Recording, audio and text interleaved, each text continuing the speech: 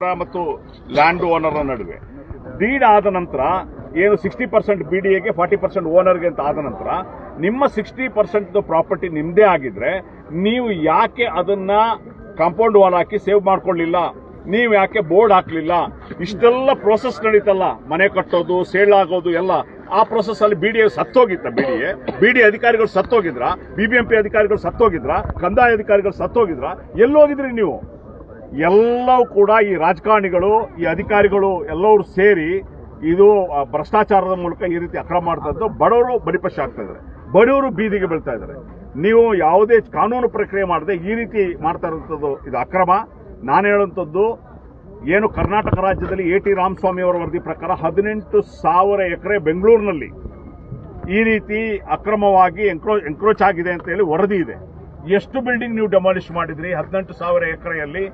ದೊಡ್ಡ ದೊಡ್ಡ ಬಿಲ್ಡರ್ಸು, ದೊಡ್ಡ ದೊಡ್ಡ ರಾಜಕಾರಣಿಗಳು, ದೊಡ್ಡ ದೊಡ್ಡ ಮಂತ್ರಿಗಳು ಏನೆಲ್ಲ ಈ ರೀತಿ ಎಂಕ್ರೋಚ್ ಮಾಡಿದ್ರೆ ಅವ್ರು ಬೀಡಿಗೆ ಹೊಡೆದ್ರ? ನಿಮ್ಮ ಸಿದ್ದರಾಮಯ್ಯನವರ ಬುಲ್ಡೋಸರ್ ಮುಸಲ್ಮಾನರ, ದಲಿತರ, ಬಡವರ ಮನೆಗೆ ಮಾತ್ರ ಹೋಗೋದಾ? ಅವ್ರನ್ನ ಹೊಡೆಯಕ್ಕೆ ಮಾತ್ರ ಹೋಗೋದಾ? ಶ್ರೀಮಂತ ವರ್ಗವನ್ನ, ದೊಡ್ಡ ದೊಡ್ಡ ಶ್ರೀಮಂತರು, ದೊಡ್ಡ ದೊಡ್ಡ ಬಿಲ್ಡರ್ಸು ಬಿಲ್ಡಿಂಗ್ ಅಕ್ರಮವಾಗಿ ಕಟ್ಟಿದ್ರೆ ಅಲ್ಲಿಗೆ ನಿಮ್ಮ ಬುಲ್ಡೋಸರ್ ಹೋಗೋದಿಲ್ವಾ? ನಾನು ಇದನ್ನ ಹೇಳುವಂಥದ್ದು, ಇದು ಸಿದ್ದರಾಮಯ್ಯನವರ 6ನೇ ಭಾಗ್ಯ ಬುಲ್ಡೋಸರ್ ಭಾಗ್ಯ. ಬುಲ್ಡೋಸರ್ ಮೂಲಕ ಬಡವರ ಮನೆಯನ್ನ ಏನು ಕೆಳವರ್ಗದವರು, ನಿರ್ಗತಿಕರು, ಮುಸಲ್ಮಾನರು, ದಲಿತರು ಕಷ್ಟಪಟ್ಟು ವಾಸ ಮಾಡ್ತಾ ಇರ್ತಾರೆ ಅಂಥವ್ರ ಮನೆ ಮೇಲೆ ಬುಲ್ಡೋಸರ್ ಹಾಕಿ ದೊಡ್ಡ ಅನ್ಯಾಯವನ್ನ ನೀವು ಮಾಡಿದ್ದಾರೆ.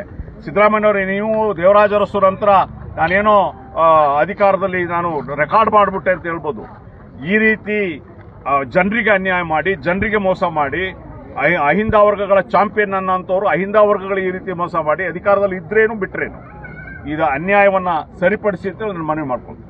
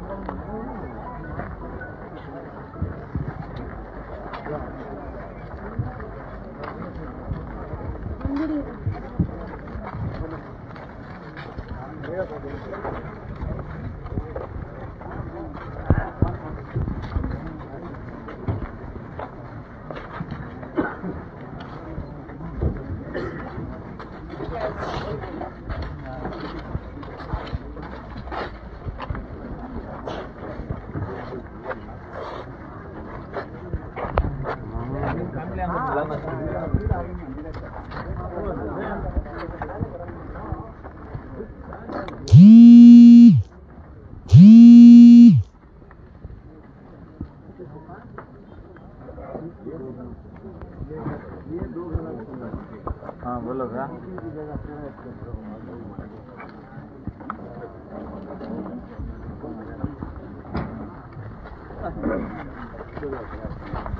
ಈಗ ದೇखेंगे